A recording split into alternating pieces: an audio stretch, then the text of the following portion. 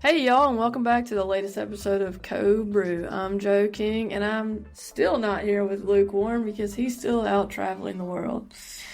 And I'm here with Dee Cision instead. Dee Cision is a new guest. So she's here. We're going to talk about leadership today, and we're also going to talk about why she could possibly be the reason that Luke was allowed to leave the country.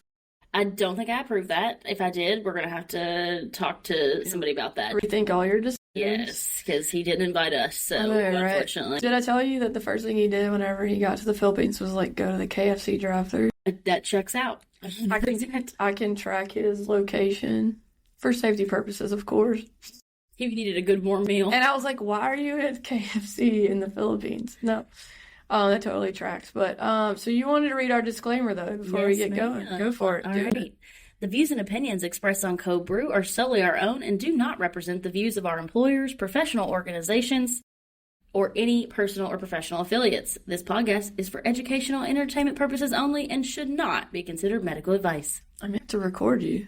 Like, I can keep playing it over and over. Yes. I have to cut that out. That's my airline stewardess voice. It is your airline stewardess voice. Yes. I like it. So we're talking about leadership, and we need to talk about you first. Tell us about your background, your current role, and then let's talk about how you got into leadership in the first place. Yeah, so I have been in nursing for 11 years this year as a registered nurse. I worked in the hospital prior to that while I was in nursing school, and then did some volunteer work in the hospital in high school. Candy striper? They didn't call it that, but I did have a cute little polo and some khakis that I wore, and some white non-skid shoes. It's not the same. It's not the same. I would have preferred a little candy striping outfit. So started at this facility and started out on a cardiac intermediate unit caring for pre and post heart transplant patients after they left the cardiovascular intensive care unit. We also took care of congestive heart failure, pulmonary hypertension, and ventricular assist device patients, or VADs. So that's where I got my start, and moved up and on from there. I had my bachelor's degree when I graduated. About 2 years into working, I said, let me go back to school. So I did that, went back, got my master's, and then moved into some other roles in the hospital from there. So I did a night shift. It was called night shift nurse supervisor, but really I was an educator or help with education and onboarding specifically for new grads on night shift. So, 5 o'clock. Yeah, 5 o'clock comes, nobody's here except for the night shift crew. So really needed some extra support, and did some looked at what things were needed on night shift specifically. So that was a really fun role because night shift with my people, that's where I'd prefer to live and be. But day shift's a little bit better, easier on the lifestyle. It is. I think I'm a nicer person just in general. Now that I work day shift, yeah. From there, I became a house manager, which is the best job I ever had. And that was that's how they trained me for the night shift role. They said, well, you need to learn everything. Let's put you as a house manager or orient with these people.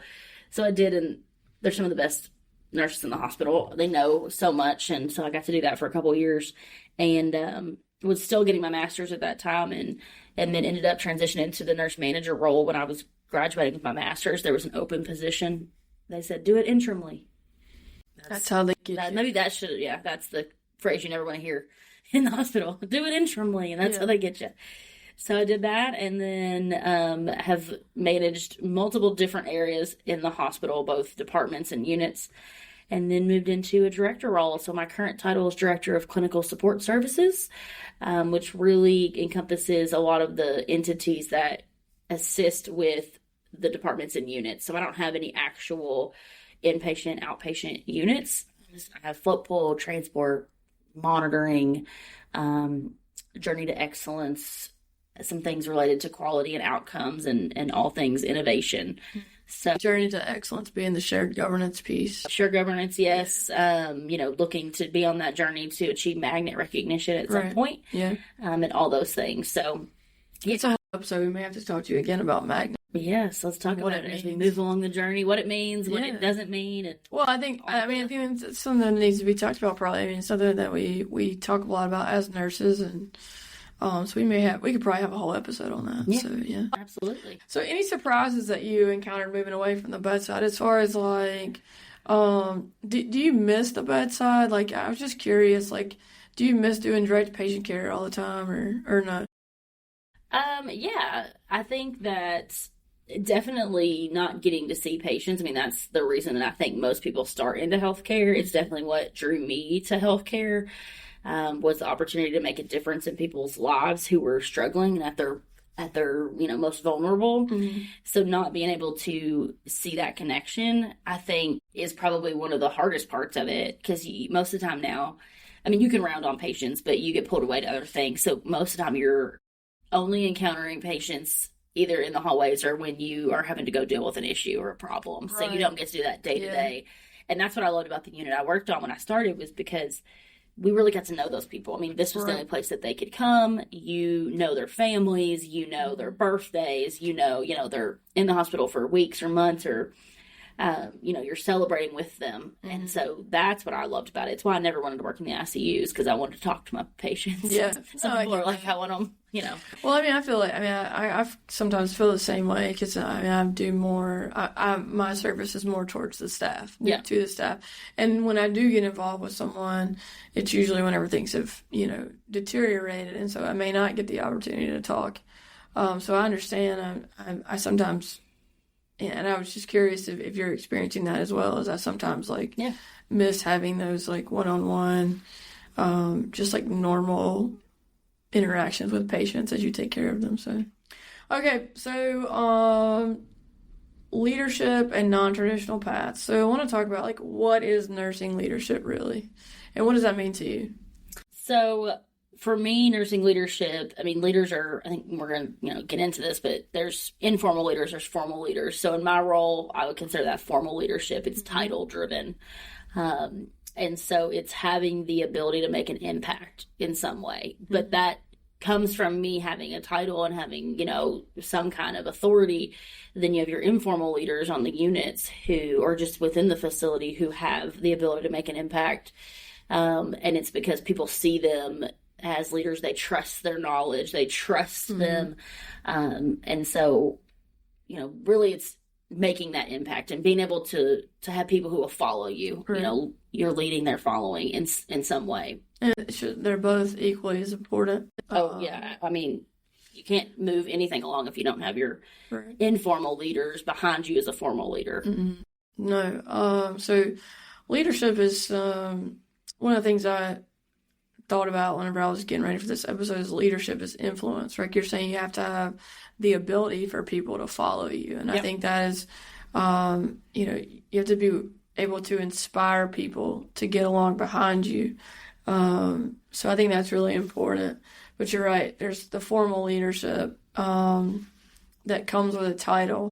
But you also still, even if you have a title, you have to have that ability to lead, that ability to inspire people, right? So you can be given a title, and we see people all the time who are not successful because they don't find that ability to gain followers, Yeah, they don't know how to meet people where they're at and kind of connect with them.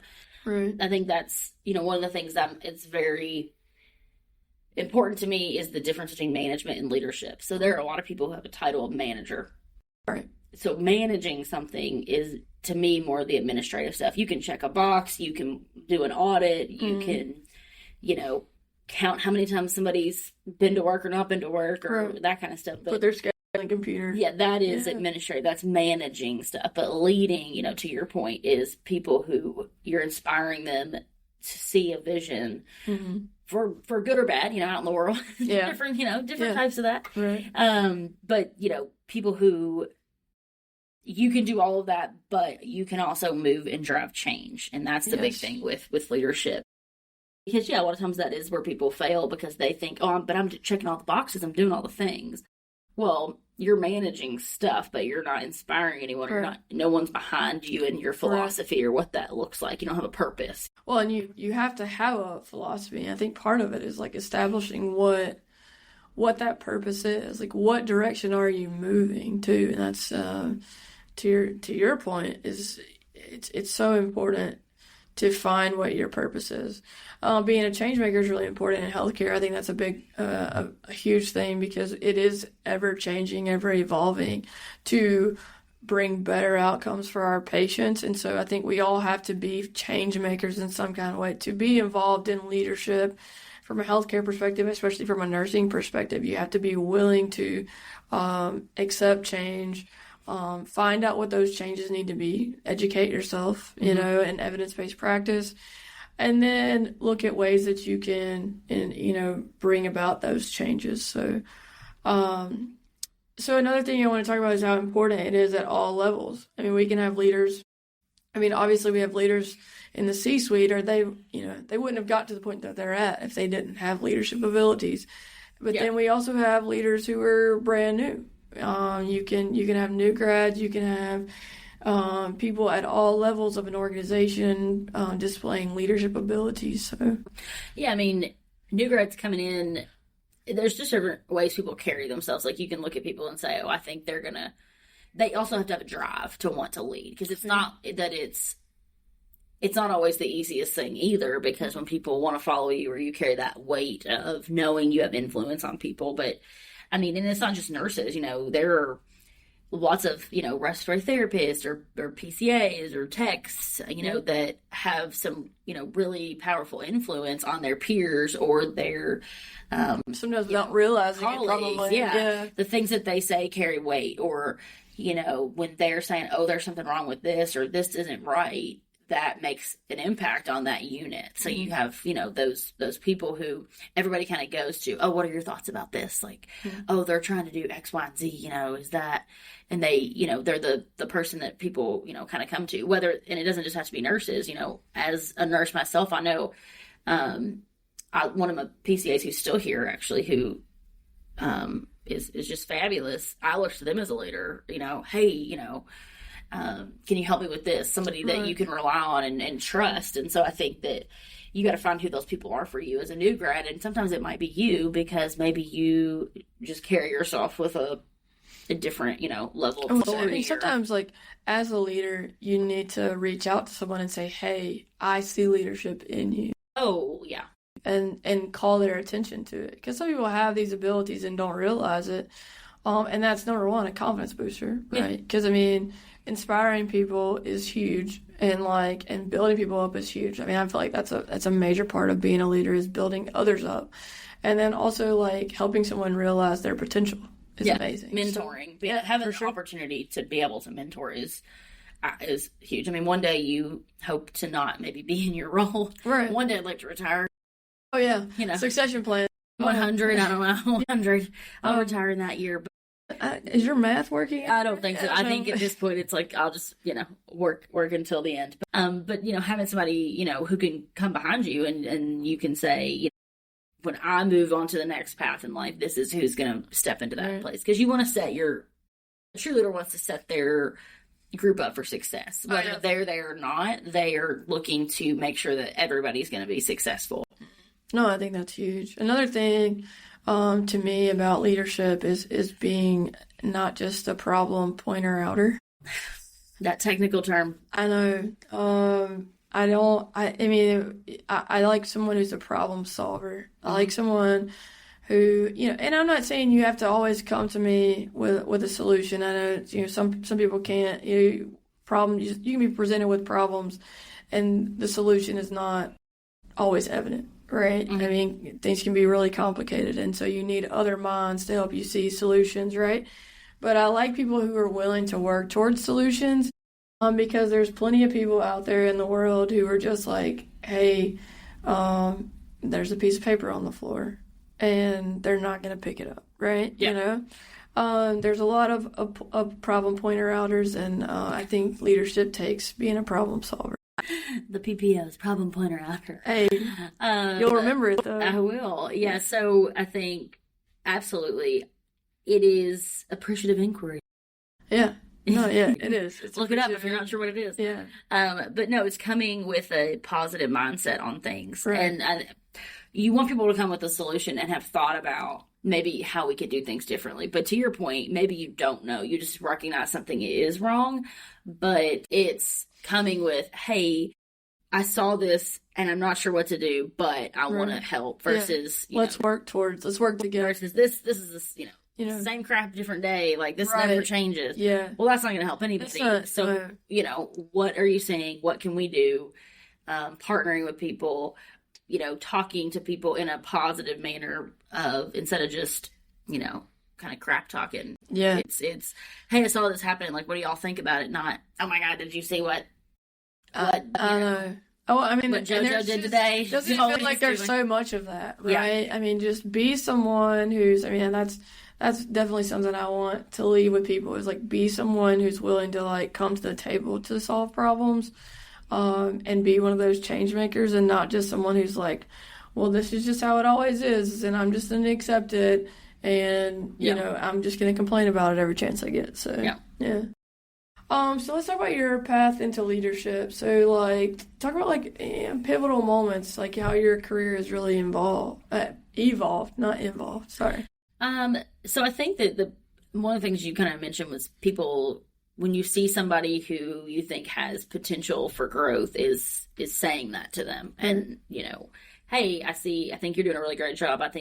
I see you being a very strong leader in this organization one day.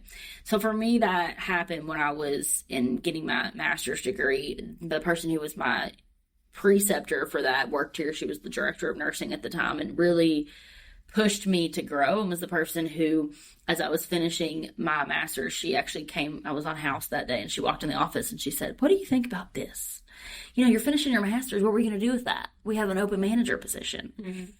And the thing that she said to me is, because the position was on a neuro unit, and I was like, I don't know nothing about the brain. I don't know nothing.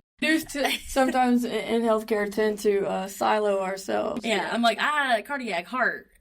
Where's the brain? Can you point that out to me again? Does it go up? Where does that go? Yeah. So I think that she said, you've learned the skills you need to be a manager. We can teach you the other stuff. And again, it's almost, your point, we think, I only know about this part of the body. We all learned all of the things about the body in nursing school. We all learned the same came stuff. Out as a generalist. We all passed the same test. And then we, we're put into the hospital setting, and that's how we kind of, forge our path into certain specialties. But I think we sometimes forget that you can always learn something new. Well, it takes stepping out of our comfort zone. Yes, and so we don't like that always. That was, kind of hard. Talking to myself, though, too. Yeah. So, I said yes because I trusted her opinion, and I felt like that she was pointing me down the right path. And so I did say yes, and I moved into that as my first manager role. But was able to learn a lot about neuro and neurosurgery, and meet new people and new physicians and providers, and learn more than I ever wanted to know, probably, about the neuro side of the world. Mm-hmm. But just expanded your growth, because if you want to move up in leadership in the hospital, you don't really want to silo yourself, because you never know what great opportunity is going to come along. So I think for me, it's always been saying yes to new opportunities, within reasons. Right. You got to have some, self-control and take some self-boundaries. Yeah. But from there, another opportunity, they came and said, hey, we have this manager of the float pool and special projects that we'd like to see if you'd be interested in. And I said, well, if you, trusting the person who's offering these things, if you trust them not to lead you down a bad path, I said, that sounds interesting. That sounds fun. I don't know anything about that. So you had a leader that you were willing to follow. Yes. And so when she said, would you want to do this? I'm like, absolutely. And I've heard stories with other people. Like, I have one of the nurses that I work with right now. She had a leader who that worked here that I got to work with, but she followed her to multiple facilities, because you're willing to follow those people who are going to be there for you and are going to have your back. Right. And I think that's you hear that in healthcare. For those people who say, oh, we've worked at 6 different hospitals together, depending on where you work or what you've done. So for me, it's really been about saying yes to opportunities and recognizing that I have the general knowledge that I need, and if you work in a good organization or if you have good mentors, they're going to help you along the way with the other stuff that maybe you don't know. You don't have to be an expert in everything. That's not the expectation, or it shouldn't be the expectation that you know everything. You got to know who your resources are. Mm-hmm. So one thing, I want to just reiterate is you had someone who saw potential in you and spoke that, into existence, right? So they they discussed it with you. They built your confidence. How important was that conversation? I mean, it sounds like it was. I mean, that sounds like a really pivotal moment. And I want to I want to point that out just because, as leaders, whenever you look at someone and you see something in them, how much can you change that person's life? Completely, change the trajectory of their life, of their career and stuff, just by saying, hey, I see something great in you. Oh, I mean, I still remember the moment, but Right. I can vividly picture where I was sitting and her coming in and saying this to me. So, I mean, absolutely, it had a huge impact on where I'm at now. Oh, for sure. And any other time that she called, I can think about other things where they said, you're doing really great. We want to try something else. Yeah. I think that's huge. Yeah, and I think that it's all about. Actually, got the opportunity to see her. Her husband was a patient here probably a year ago, and I got to thank her because I hadn't gotten the opportunity to do that. Mm-hmm. And I said, I just want you to know I am where I am right now because of you. Mm-hmm. And I think also telling people, giving them that feedback of saying, thank you. I think for me, it was felt really big. Right. It might not have mattered to her at all. I'm sure that it did. No, but it having the opportunity for me to say thank you and to give thanks to the person who really helped push me. It does, because you think about it. I mean, I do the same thing. People that I've helped grow along the way, to be able to look back and I have this legacy. Even now, I mean, I'm just 15 years into healthcare total, and I have people that I've helped grow along the way, and I've seen them do many things and see them being happy and having successful paths. I mean, that matters a lot to me. And so, I know you have people along the way too. Yeah. And so, that matters to her. Yeah. Yeah.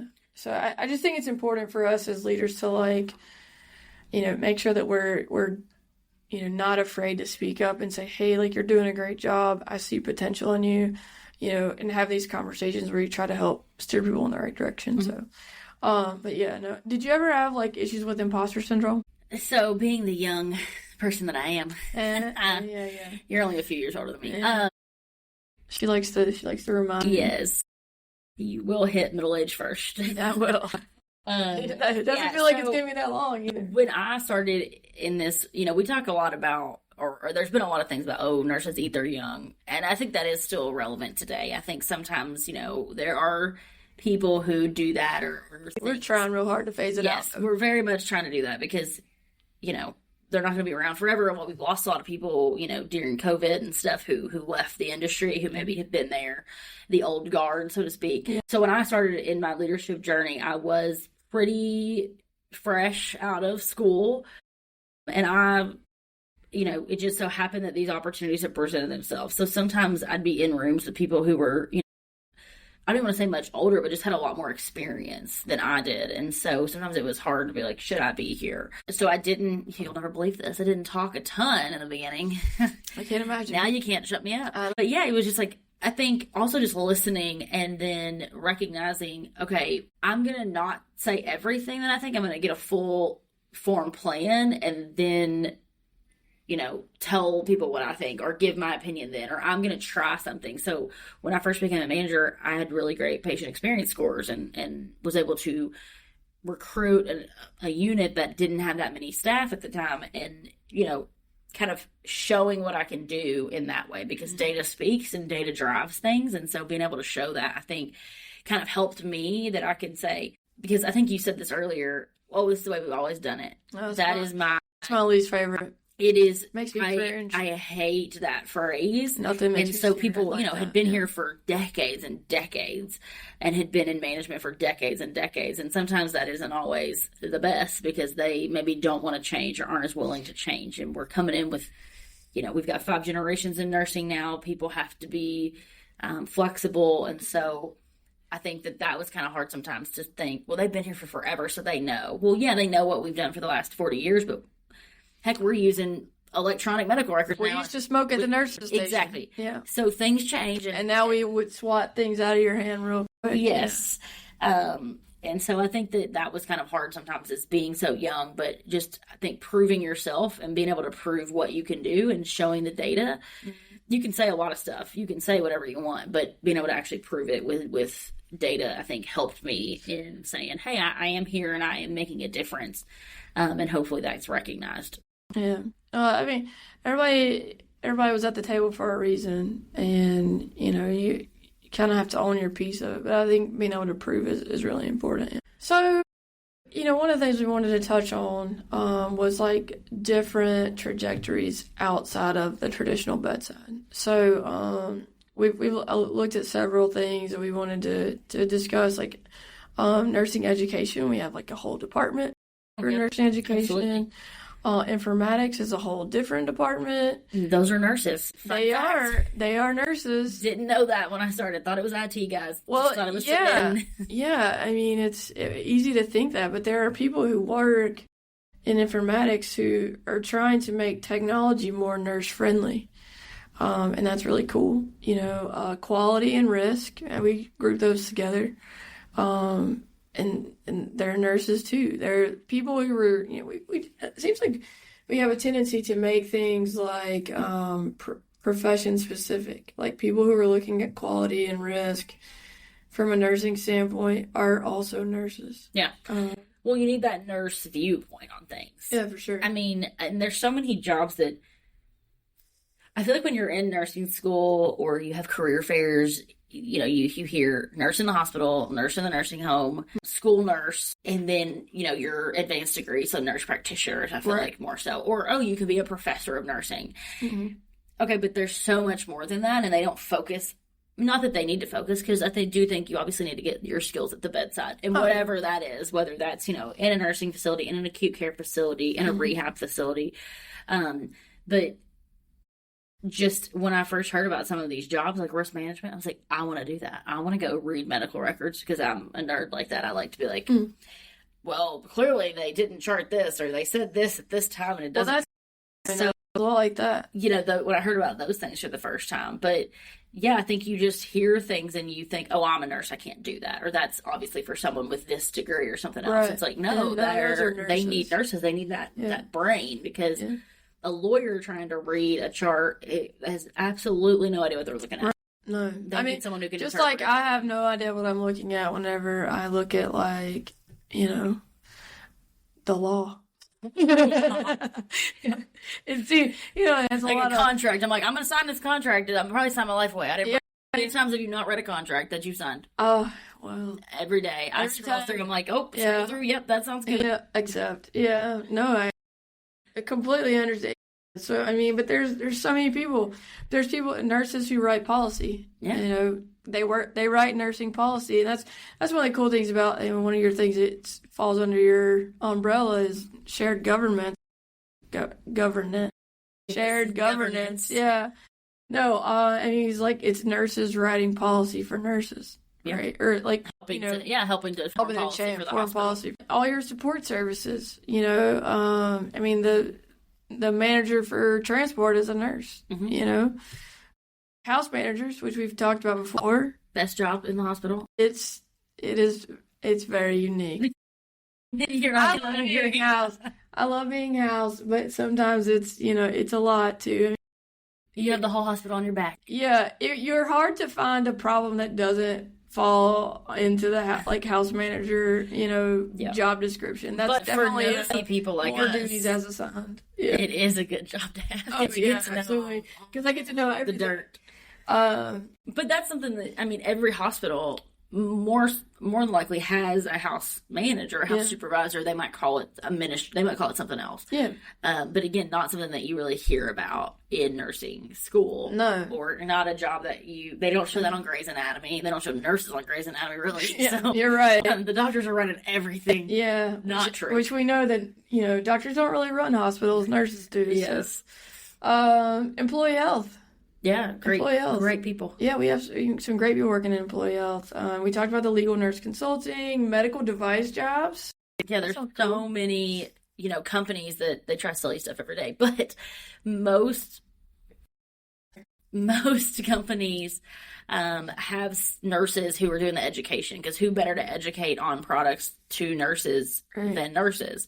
Oh yeah, one time, and this made me want to do this job. So like one time I was pretty fresh in the ER. We had somebody come working for one of the pharmaceutical companies, but she came to teach us about CroFab. And I'm not making money for CroFab, but that's your rattlesnake or your pit viper antivenom.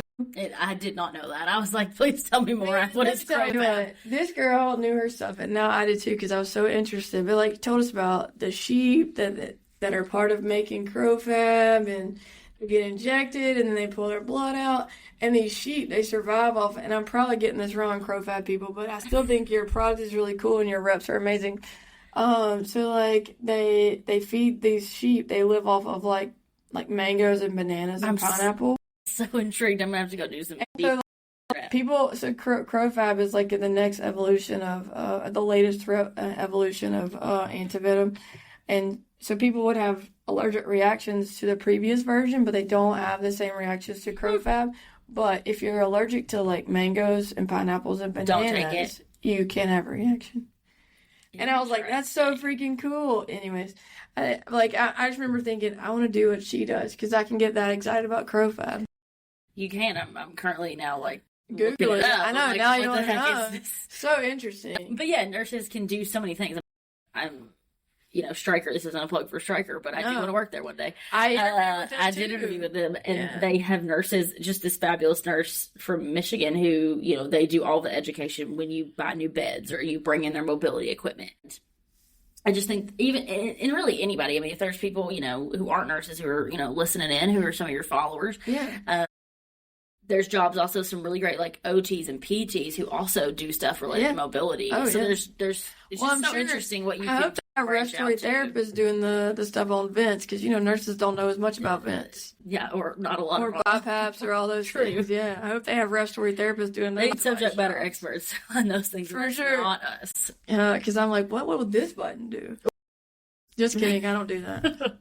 Maybe. No, I do have a much better understanding of vents, than probably the average bear. But at the same time, like, these respiratory therapists are who taught me, so yeah, for sure. Or do this on the daily. But the big thing is, like, a clinical experience is what has gotten these people into these roles, right? They started out with clinical experience, and it still holds major value even when you move into these non-clinical roles. Well, it helps you because it's somebody who's been where you're at. When they're trying to teach about something, they can talk about the intricacies of your job, or they know what your job is like, versus somebody who comes in who's never worked at the bedside, never done patient care. We have those people who come in and try to, this device is going to like save you time. And you're like, I don't know if you understand the workflow. Let me walk you through that. Yeah.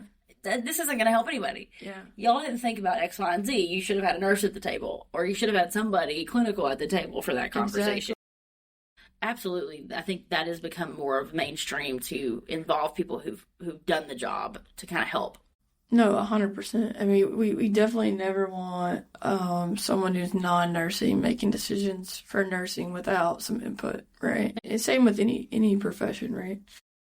So one thing I did want to touch on, I talked about travel nursing last episode with Laura Zapham, but like I think travel nursing can lead itself well to leadership whenever you learn from the different processes at different facilities, right? So you get to see. I think I touched on this on the last episode, but I think it's really important that you have the ability to see like what's good and what's bad, and you take the good with you and you leave the bad when you go. Yes, I do think, I do hate right now, I feel like there's a lot of, you say, oh, what kind of nurse do you want to be, later? What do you think your path is? And they're like, I want to be a travel nurse. And it's like, you're like, that is a like great everybody thing. else. Yeah, that's a great thing to aspire to be. However, it does take a special person to be a travel nurse. You have to be flexible. Yeah. You have to be willing to roll with the punches, because you are getting thrown into all kinds of situations. And if you don't like change, please don't sign up to be a travel nurse. Well, you also need to be experienced. That's one of the things we talked about. Yes, you have to have experience. It's like they say you only need like 6 months to a year of experience to get signed on, but let me tell you, that ain't enough. Yeah, and also depending on where you're going, really look at the types of hospitals. Where did you come from? Did you work in a, level 1 trauma facility, and now you're going to go to a community hospital where you're going to have no resources? Maybe think about that. Yeah, because, it's great. Yeah, that's a great point. I don't think we actually touched on that, but, different types of facilities. But, you don't realize, when you work at those facilities with all the resources, what it's like to go to a place that doesn't have all the resources. Yes, and now you are the person managing the vent because there's no respiratory therapist. Right, because you go to a place and suddenly you realize, I guess respiratory therapy is a luxury item at this facility that we don't have. We don't have any luxuries. Or, we have a vascular access team. I never put in my own IVs. And you're like, we ain't got that. Yeah.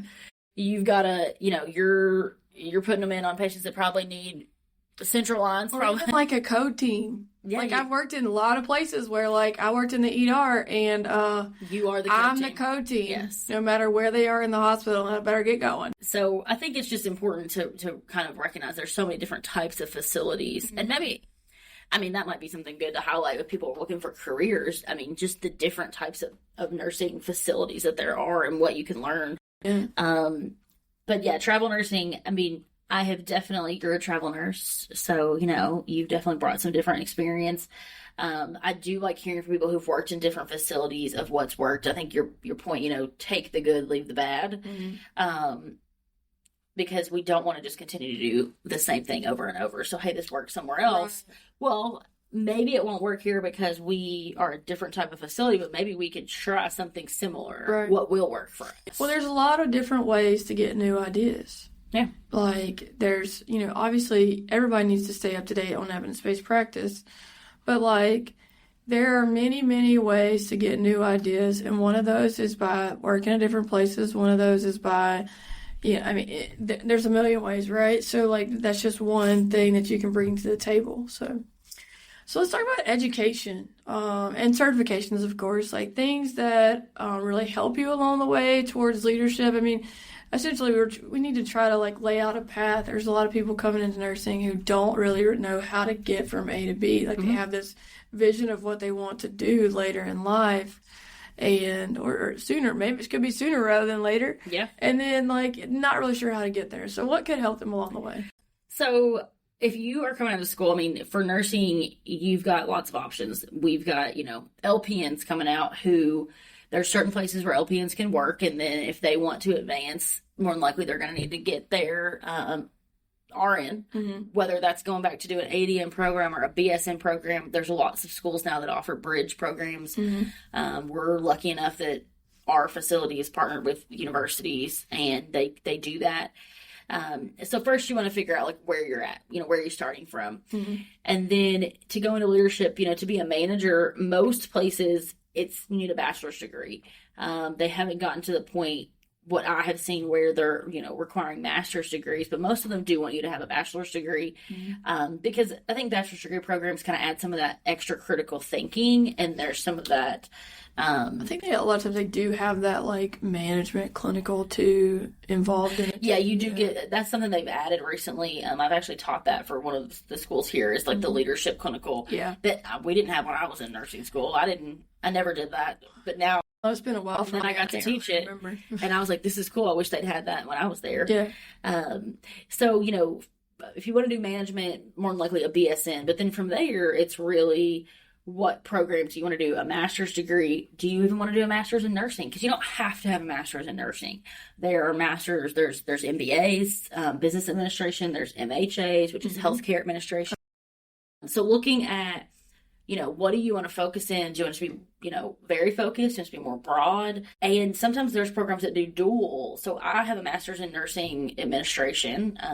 In hindsight, I wish I had done a dual MSN MBA program, just because I do a lot of stuff now with finances. Mm-hmm. And I'm good at math. I can add real well.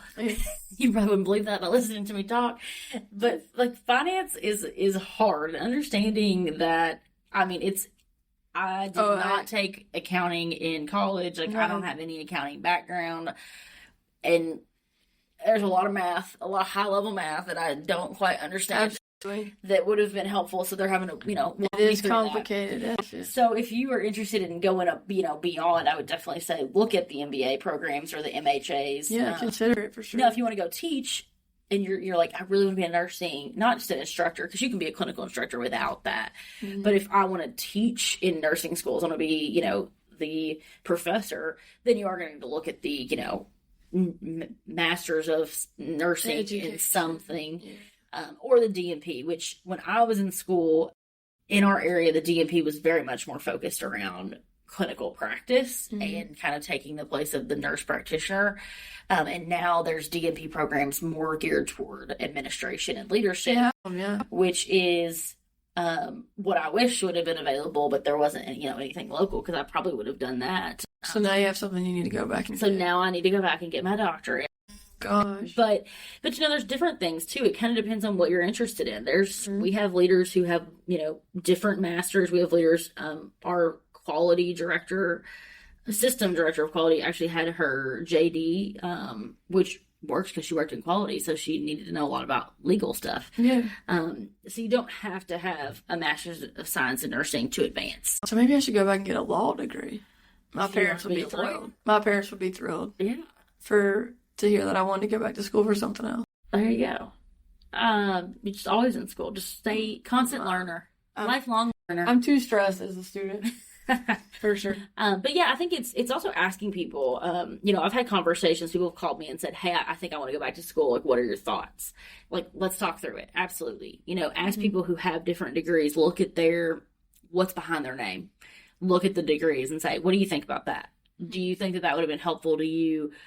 Would you have thought something else?" And sometimes there's so many online programs now that you can get basically any master's degree or anything online for the most part, unless you're going to be doing, there's always some practicum component, right.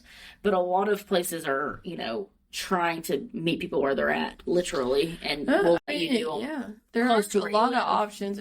Outside of like doing the nurse practitioner, which requires like a good bit of clinical hours.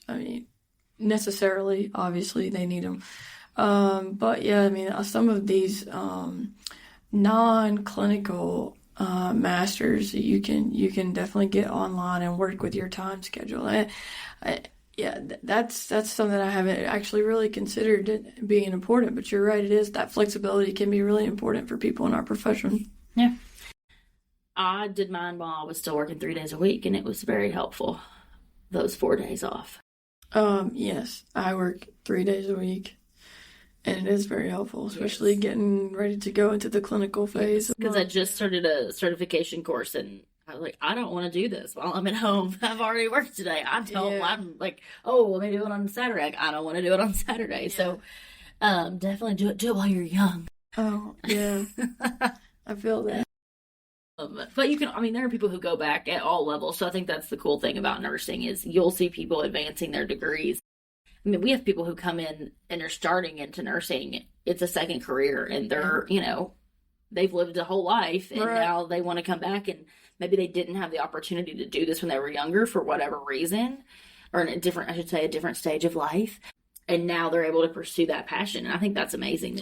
I really think that's a good point. I was wondering, it just occurred to me, like I went to nursing school with somebody that was like in her 50s. Yeah. And I wonder what she's doing now. I think I feel like there are not that many professions where you can do that. Now, I don't know, maybe I should go look into that.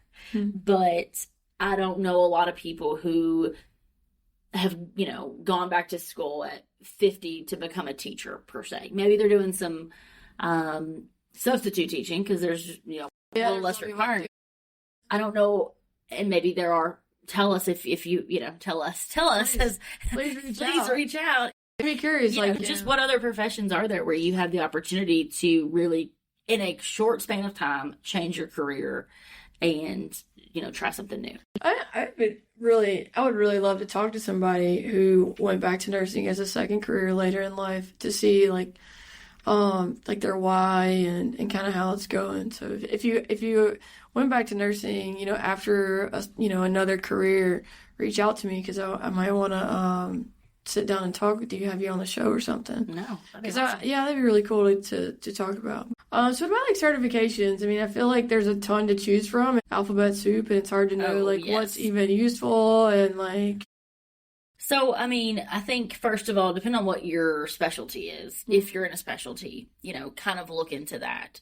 So if you're an ER nurse, ED nurse, right? There's the Emergency Nurses Association. Yeah. They kind of direct you, right? AONL. There's also like ANCC, AONL. They're two different organizations. Again, alphabet soup, lots of different acronyms. I mean, there's a ton of them. Then you got PPO for the, what was your thing? The problem pointer outers. Oh, yes. Yeah. So you got all these acronyms. Oh, my gosh, yeah. So, go to websites and look into that. I would also say work with your leaders, your managers, and say, hey, I'm interested in certification. What would apply to me? Because not everything's you're not going to be able to take a certification test as soon as you graduate. A lot of these certifications, the majority of them have some kind of hour requirement. You have to have worked 1,000 hours in ED medicine. You have to have worked 1,000 hours in ICU medicine. You're going to need some time to learn your craft as well. I mean, these are not easy tests. No. But you're right. Like, I mean, I had mentors who, they all had their CEN, and so I just knew that was something I was going to do. Yeah. Like, because I wanted to be like them. Yeah. Yeah. Well, and there's different ones. I mean, there's the ones that are more specific. So anybody who works on an intermediate unit, progressive care, you could do the PCCN, progressive care. Oh, yeah. But then if you work in an ortho unit, there's, I think it's OCN, ortho certified nurse. That would make sense. So there's you could have more than one. Them. Now, personally, I don't think you need to have 15. You don't have to, have 7 lines for your name. Well, yeah. Pick a couple that are, important to you. Yeah, I remember this guy whenever I was a young nurse, and he had all of the certifications. And I mean, he probably had a dozen. Yeah, and it was like, okay, well, it stops meaning as much whenever it gets excessive. What is actually going to benefit you? And you'll hear that from people where they've taken a test and then they've moved into a different role and they've let it lapse or let it expire, I should say. Yeah, I let my EMT. Yeah, because it's, hey, this isn't something I'm going to keep up with. Because there are requirements, or you have to pay. There's a fee associated with it. Yeah, I used to test every 2 years. I got old. Sometimes you have retesting. And then sometimes there's specific, CEs that you have, continuing education requirements. So sometimes you can't do it because maybe you've moved out of ED. And so you're like, oh, I don't work in the ED. So now I work in, the cardiovascular intensive care. I need to look at a different certification. Right. But it's definitely important and definitely shows, it's definitely something that if you, as a professional in nursing, that you should want to achieve. Yeah. We look at physicians and if you are a physician, you have 90% of the time you've got to be board certified. So you've got to take a certification.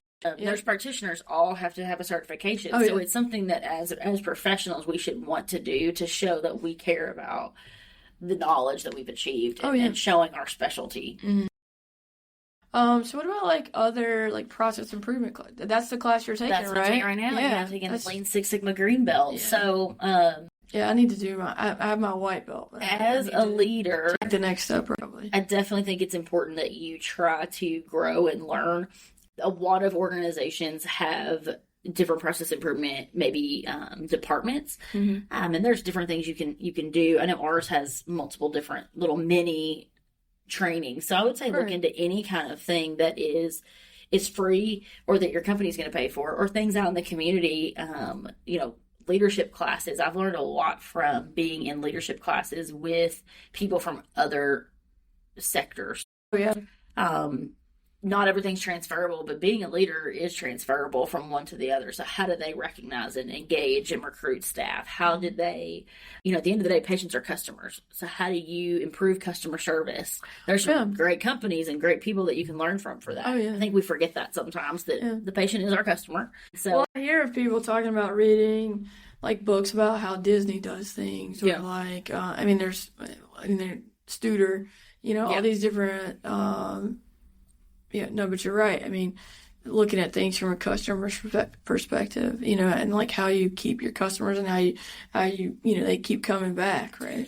But I think then there's also, you look at the customer, you as a leader, your customer, I'm learning, this is module 1 of my class, your other customer is your employee as a leader. And so that's why, that's one of the reasons I got into this or why I chose this path. I think, helping the other customer, which is the employee. Right. And so what are those companies that are always getting like best company to work for? And, everybody knows that you want to work for this company, even nationally, they're known. Well, what do they do that's so great that makes people, that has a 50-mile long waiting list to get a job, that you have to know somebody who knows somebody to apply? What are they doing that is, it's not just about money, and it's not just about, sometimes it's about other things, like what else can they offer people? The customer are your patients, but also your staff. And like we as leaders, that's one of the things I'm saying about house manager, and also like as being a part of the rapid response team for me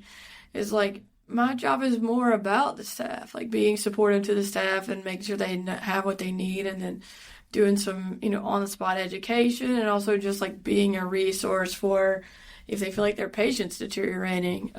So I feel like I have less to do with patients now, so for sure. So the important things for me as far as like education, certification, maybe is showing initiative, showing that you're wanting to grow yourself. I think that's probably a huge piece, is just showing that you're taking steps to grow yourself. However that may be. I mean, it could be these leadership classes in the community. It could be those certifications. Pick one or two that you feel like are important to you. And then also, I mean, obviously pursuing that next degree shows initiative, right? It could be like simpler things too. Policy is not necessarily a simple thing, but like keeping yourself up to date on your facilities policies and like understanding the why behind your policies. And I'm not just saying like know every single piece of the policy, but knowing how to find out, just knowing where the policies are. No, for sure. Because if Joint Commission walks in, you're not going to know the policies, but you got to know where to find them. What is the canon's answer? Oh, I don't know, but I'll look it up. Yeah, I don't know, but let me go find out. And actually go find out. Yeah, you can't just run away. You can't just run away and hide. I tried. It didn't work. No, I'm just kidding. But yeah, understanding your resources and things like that. And then just distinguishing yourself at the bedside, I think, is really important. Like we've said multiple times, like that clinical experience is very valuable. Well, and I think distinguishing yourself, I think you said earlier with the PPOs, the problem pointer outers. Oh, yeah. It's also personal protection order. I thought you were going to say PPO. I'm like, ugh. Yeah. Or that's EPO, emergency protection order. No, PPO is like a type of insurance. Oh, that's right. Yes. Yeah. Preferred provider. Yeah. But I think, you said, somebody walks by and says, oh, there's trash on the floor. Being that person who is going above and beyond, who's helping their colleagues, when you see, Joe running around like a chicken with her head cut off, asking her if she needs help because maybe you're good. You've done everything. Reaching out to people when they're struggling, not just sitting down because, oh, I'm done. I've charted. I'm just going to sit here and watch them. I mean, that's just also being a good teammate. But, when you show like you're taking that initiative and that extra step to help people, I think that helps not only distinguish you to your one-up or your leaders, but also to your colleagues. Like they're then going to show, oh, well, they want to help me and support me. Yes. If that person moved into a leadership role, I'd be supportive of that. Right. Because when you move into leadership, you do, or you should have interviews from multiple people. And one of them is your peers. And one of them is people you'd be leading. Yeah. I mean, if it's done well, yeah. Yeah, but if it's done well, you have multiple people, meeting you and vetting you. So showing that you care and you want to help and are willing to do that, I think is hugely important. 100%. I agree. So as a new grad, someone who's like just starting in healthcare or like a new grad nurse, we might say. So what are some ways that you feel like it would be important for them to get involved in leadership? If your unit has a unit-based council, I think that's an easy way, or unit practice council. It's an easy way to start to learn and grow from other people. And then from there, if they have a shared governance or a nursing congress, whatever they're calling it, that should be open to everybody. So even if you're not a member or a rep, going to that meeting and seeing what happens. Learning the process. Yeah. Or when somebody says, hey, we need somebody to sit in on this council or this committee, offering yourself as an option. Hey, we've got a falls reduction committee. We're needing a bedside staff member. Step up. It doesn't normally take that long. It's not normally going to, be that many hours of work. But, then you start to learn, hey, how are decisions made in this organization? And I think that's really valuable to understand. And other people in the organization are going to see that you're involved. And that networking can be really important too. I mean, we haven't really talked about that, but getting to know people, introducing yourself, so they know, where you're from, what you're doing, where you're from as far as your unit, and what you're doing and why you wanted to get involved. So. Well, and that's part of also growing your resource pool, because knowing who your resources are, if you are making connections with people outside of your own area to know who to call. I used to do that. I'd be like, I don't know what to do with this patient. Let me call the neuro unit and ask about which neurosurgeon's on call, and being nice to people. A lot of stuff you do in the hospital's on the phone. So always have your good phone voice. Oh, yeah. I think finding a mentor, finding a person that you can look up to is very important. You mentioned that you had a mentor, and I definitely have had mentors, multiple along the way. And you don't need just one. You usually... your mentors kind of grow as you grow. Yeah. And, the number of mentors you have grows, and you can learn a lot from a lot of different people. Well, you start off and you're new, and you look at the charge nurses that are, you look at your assistant or associate nurse managers, your shift coordinators, then your manager, but those people that are really there with you at the bedside. I think that's really important to see the people that you want to be. Yeah. I think it is too. Those were my mentors early on, and it definitely helped me to grow. And I still want to be like them when I grow up, because they're still doing amazing things, But and then you had mentioned you had put into our outline, build your leadership toolkit early. Yeah. So putting down what are those resources, what are those things. Keeping them in your back pocket of, okay, what have I learned along the way? Always writing down, this is what I learned from this person. This is what I learned there. Always leaving people, with a good impression, because you might want to need to call on them at some point. People in healthcare tend to sometimes move, or maybe they're traveling, and we've had lots of different leaders who are from different parts of the state or different parts of the country. And so, keeping those names. So if you have a question, oh, let me, call up so-and-so and just say, what are y'all doing out in California? What are y'all dealing with out, in Pennsylvania? There are a lot of things that are the same across the country, but, nobody's really reinventing the wheel in healthcare, okay? We're all just running along. And so asking, have you seen this? Have you heard of this? How did this work for you? Yes. Yeah. When something new's coming. Hey, I heard you guys have this at your facility.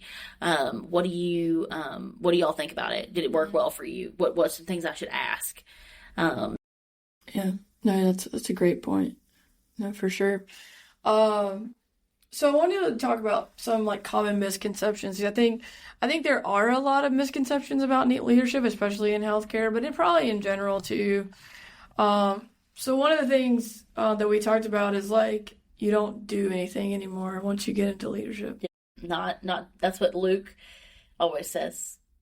When's the last time you touched a patient? Yeah. Well, what does it matter, Luke? I mean, he also thinks that I never get up from my chair. No, but we're always joking, but yeah. I mean, I think they think, oh, well, you don't know what it's like because you're not dealing with the patients. I think the misconception there is when you're at the bedside and you have a team, you're in the ICU, you've got, 1-to-1, you got 2 patients you're dealing with that day, maybe 4 if you discharge or both of them downgrade and you bring 2 in. On the floor, you might have 4 or 5, 6 patients, maybe 8 if you're discharging again and readmitting. I have 352 patients because every patient, and that's just the inpatients. Then I have the ED patients that are coming in. I've got the outpatient surgical patients. I've got the procedural patients.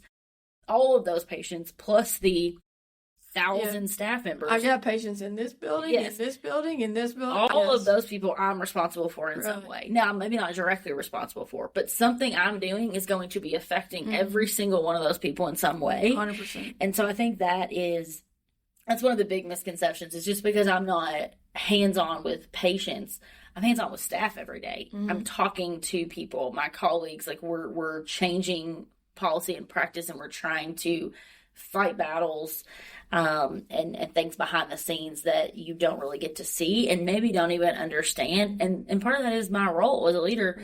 You shouldn't have to know what happens. If you want to know, absolutely. I want to be transparent, but you shouldn't have to know what it takes to get you what you need and the things that we have to do if we're a good leader, in my opinion. Well, that transparency that you mentioned is a huge part of being a leader.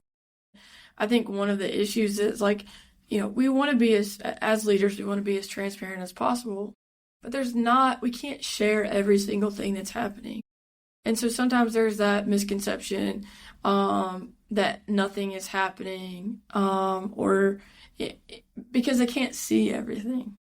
Yeah, or, you haven't done anything about this problem. Yes. Well, maybe it's an HR-related issue. I can't tell you what I've done about Luke and his behavior. Even though you filed multiple complaints. It's a lost cause. I can't tell you the things that I've done to try to fix Luke's issues. Hopefully you'll see something for the better, or maybe Luke will work himself out of a job. But... Never. But, it's like I can't go and be like, well, Joe, you reported that Luke chews too loud in the break room, and so I talked to him about that, and he's going to try to He actually does chew too loud now that we're He's going to try to only eat soft foods from now on. I can't come and tell you that because that's, or you don't know that Luke's dealing with, crazy things, in his home life. I can't come and tell you the reason that he's been obnoxious lately. Well, that's a whole nother thing is we try to be understanding of people's issues outside of work. I mean, everybody fights a battle that we know nothing about. Yes. And so that may be something that they've shared with a leader, but you're not going to share with your staff. And so you just say listen, we're going to, Yeah, I'm working through that. Please let me know if you have any other issues or concerns. Yeah. And sometimes that sounds like a canned answer, but that's the only answer I've got. Well, yeah, but you carry the weight of that person. You're trying to care for them as their leader through a hard time. Oh, yeah. I think when I moved into management, I would say one of the things I didn't know, I think you asked me this earlier, maybe this is the answer, that I was going to be a therapist. Oh, that I was going to need to know how to deal with so many social issues. I am not a case manager. That's one of the jobs we also didn't talk about. I am not a social worker or a case manager. I did not know. Number of times I'd call my mother, who worked in the legal field. She works for the county, multiple county attorneys, and has done lots of different things. I'd be like, so tell me about this. One of my employees is going, trying to offer them help. Now, I can't offer legal advice, but I'd be like, they're concerned about X, Y, and Z, or they're going through a divorce, or the child support, or, I'd be like, somebody help me. I'm 20-some years old. I don't know the answer to this question. I've had issues before where people have come to me, and I was so grateful that they came to me. They were having an issue, but, I've had employees come to me and be like, listen, I'm being abused at home. I got to figure out what resources I can offer you. Well, it's so interesting because we deal with these issues with patients, and it's, you should have some form of, a way to, take a step back and be able to not be emotionally involved with your patients. You don't want to do that, or you'll burn yourself out. There's a barrier. Yeah. When it's your employee, it's you care about them. You see them all the time, They're a part of your life. When someone who's your employee comes and says they're dealing with, suicidal ideation or thoughts of harming themselves, I know what to do when it's a patient. I have taken a nurse, and this was such a challenge for me. I actually took a nurse to an inpatient facility and dropped them off because they needed. Yeah, it's you know what to do when it's a patient. You have protocols to follow, you have policies to follow. When it is someone coming to you who is an employee, it is, this is different. They didn't teach me this in my master's program. This wasn't in Manager 101. Because then you just become a human that cares about another human. Yes. And it's, how do I do this, and what do I do to make sure they're okay and can come back? Well, I think that's another misconception is that, we don't care about people. And let me tell you, we care. Oh, absolutely. If you're a good leader, you care about your people. You care to the point where it will worry you to death at home, and you can't sleep at night because they have things going on. I completely agree. It's hard. You have to learn way more how to, compartmentalize things, because otherwise you are 24/7. I think that's the difference and why I like to be a house manager, is because when I'd leave, as long as I'd set the next person up for success, I don't have to think about it. Nobody's going to call me and tell me about whatever problem. Now, when I come in, I'm going to get the tea. You know, you're going to tell me all the craziness that happened. And we're going to talk about it. Report is about staffing numbers, and sometimes report is about something else. We're going to do some. We're going to spill some tea. Yes. But as a manager or as a director or as anybody in leadership, I'm hearing about those things 24/7. I mean, in the job description, it is you have 24/7 accountability of your department or your unit. I always tell my new leaders this, you're the CEO of your department. You have to know everything that's going on. At all times. And, you know, you're expected to know. And so that is very hard. People don't get that. Now, does that mean that as an employee, you should call your manager at 3:00 in the morning to ask them if you can be taken off the schedule for the next day? Because the answer is no. Because you forgot that you have a doctor's appointment? No. I am not nice at 3:00. Should you text them, you know, at 5:00 and say, hey, I need you to get back with me right now. I need off in 3 months. No, we need to be professional. But they do have 24/7 accountability of the, you know, the department. Well, and there's like this weight to being a leader, right? The emotional weight, the ethical weight of being a leader. I mean, because I want to be responsible for these people, my staff. Yep. I have to be responsible for my patients. We all know that. But I also, while I'm trying to care for these people and make sure they're successful, I also have to make sure that, the standards of care are being met. Because I'm dually responsible to the patients, to making sure. So, there's this whole other thing, and people don't understand, there is no joy in having to hold people accountable. No, right? It's not fun. Burning people up is nobody's favorite part of their job. Yes, it's the worst part. It sucks. Having to have these, difficult conversations when somebody's not meeting expectations. I mean, I am, usually profoundly sad if somebody's not meeting expectations. I'm like, what? How did we get here? Why? Why are we not, because it's just what can I do to make you successful, and why are you not? What have I done to make you not successful? Well, and you have to be able, we use the just culture model. So, was it something that we didn't prepare you? Was it something you didn't know? Or at this point, how many times have we spoken about this and now you're just choosing not to? And I always say, I don't have any children, and people would say, oh, do you have any kids? I say, yeah, I have 150 of them, and they're all over the age of 18 because they're my employees. Because sometimes I'm like, this must be what it feels like to be a parent. Yeah. Well, sometimes, I feel like my kid is easy to parent compared to some of these people that compared to being a house manager. Oh my gosh, no.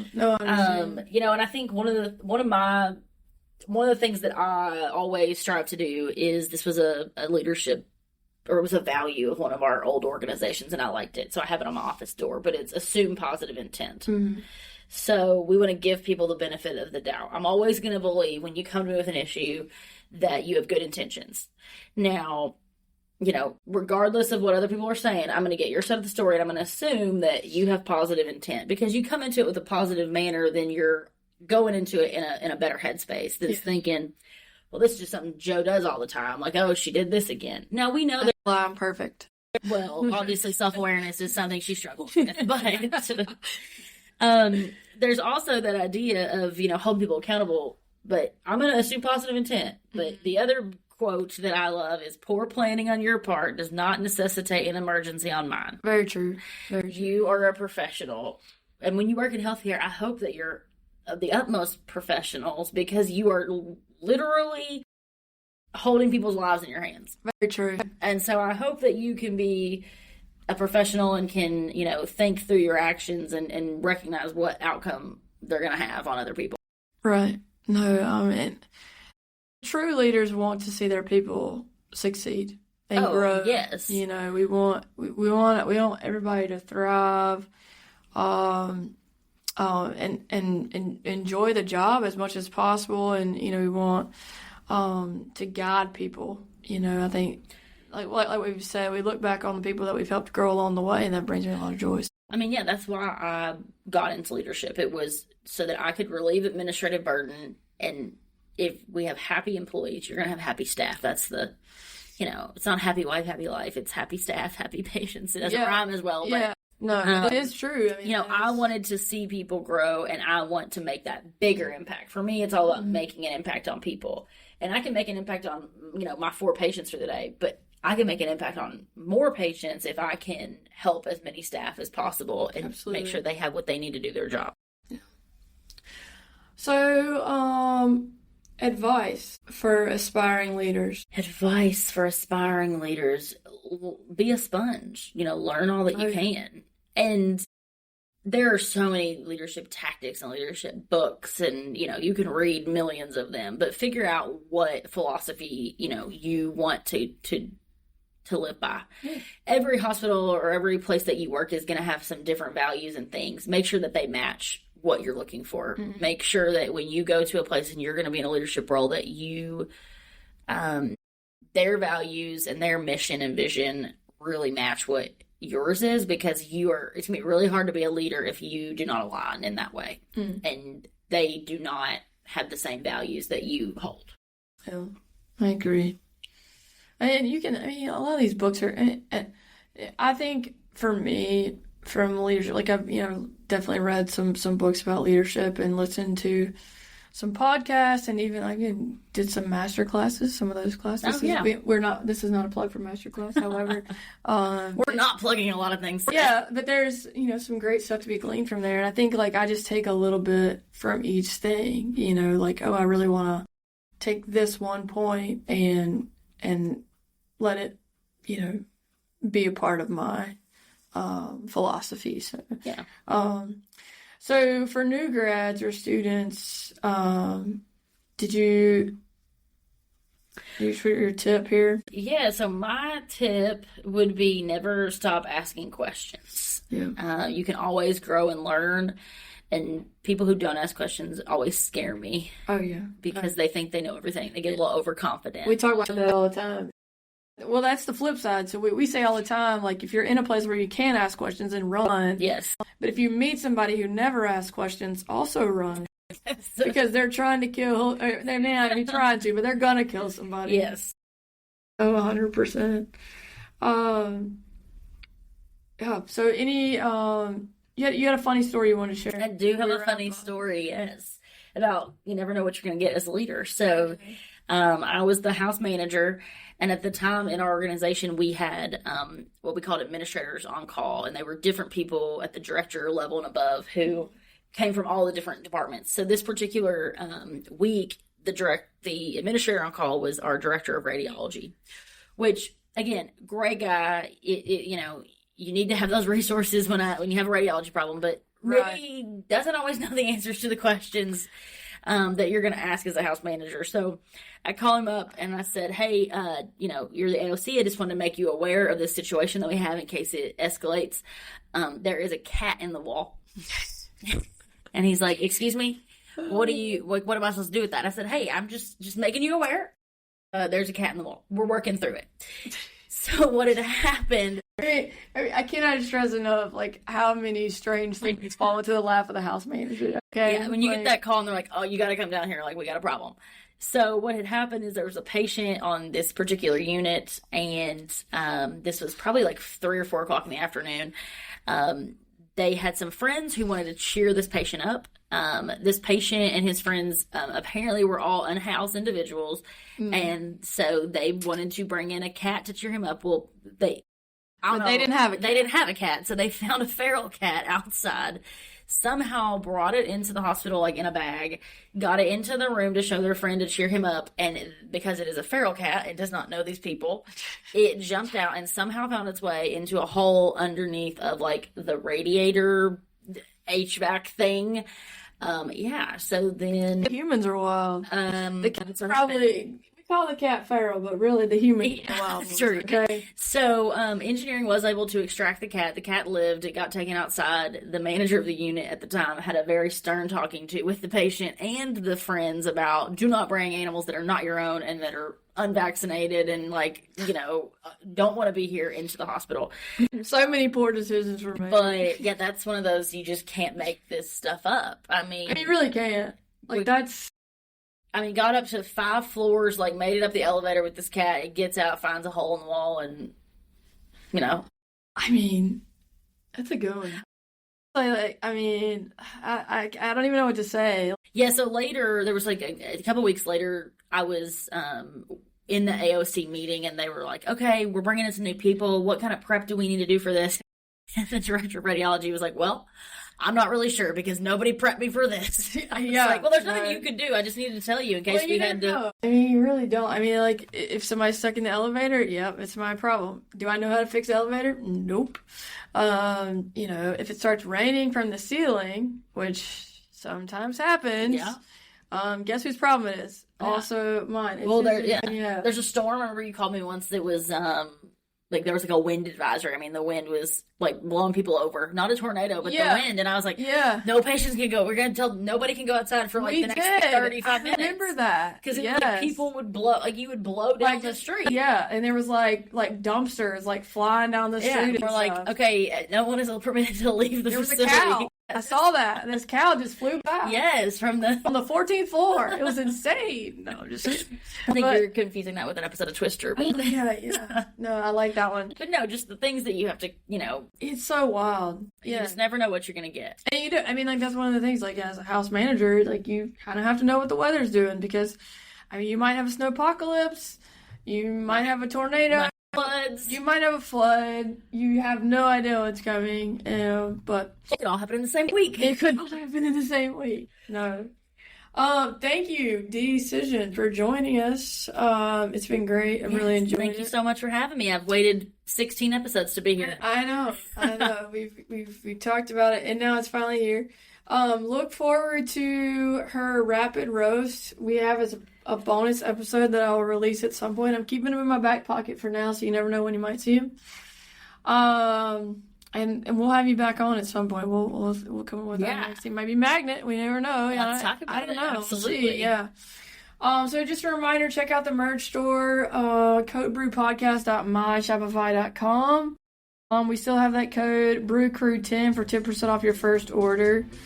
And find us on social media.